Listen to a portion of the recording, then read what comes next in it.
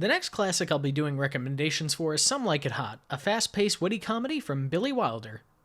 Two in a row. The first recommendation is It Started With Eve, from 1941. Robert Cummings plays the son of a dying millionaire, played by Charles Laughton. His last wish is to meet his son's fiancée. However, Cummings can't get a hold of his fiancée, so he pays a hat check girl, played by Deanna Durbin, to pose as her. Things get complicated, though, when Laughton makes a miraculous recovery, and things just get even more complicated from there. I have to say, I'm not a big fan of Deanna Durbin movies, but this is one of the few that I like. In fact, this is my favorite of hers, for two big reasons. One is the plot. It's a very clever story. This is what I think is missing from most comedies in general. Yes, jokes are important, but a great story makes the jokes hit that much harder. And this story has just as many twists and turns as a film noir. Just when you think, okay, I know what's gonna happen, this cliche and that, oh, wait a second, that's not what I thought was gonna happen at all. And you can't help but laugh at how these characters get more tied up in the situation. It's one of those kinds of films. Now, the second reason that makes this movie great is Deanna Durbin and Charles Laughton. Their comedic chemistry is gold. Charles Laughton is my favorite actor of all time, and this film further proves my point that he could do anything. He usually outshines his co-stars, but this is one of the rare times where that doesn't happen.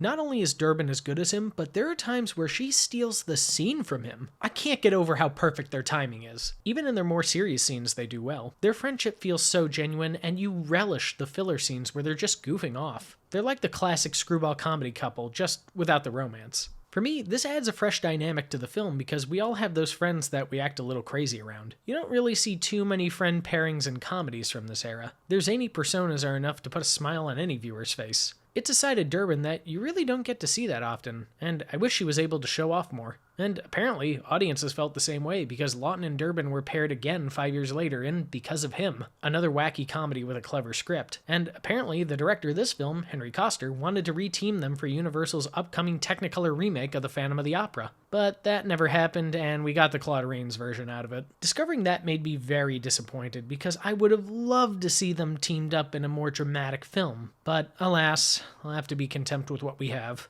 Something I want to comment on is the makeup on Charles Laughton. Yes, it's the standard old man makeup, but I think what really sells it is his acting. There are times where you forget he's only 40 years old. That's right, Charles Laughton was 40 when they shot this movie. I never would have known that had I not had IMDb. Now, there are lots of other facets of this movie that make it great, from the supporting cast, to the sets, to the musical score, but the elephant in the room is the musical segments. For those of you who don't know, Deanna Durbin was the universal Judy Garland, so she always sang in her films, and modern audiences tend to be split over her. For me, I think she's a good singer, but they weren't always the best at naturally fitting musical sections into her movies. Here, they do a pretty good job, and I pretty much like all the songs. So, if you're hesitant about Deanna Durbin films for that reason, I say give this one a try because it's easily her best film. And if you like Some Like It Hot, then you'll like this film for its clever script, story involving fake identity, romance, and its impeccable comedic leads.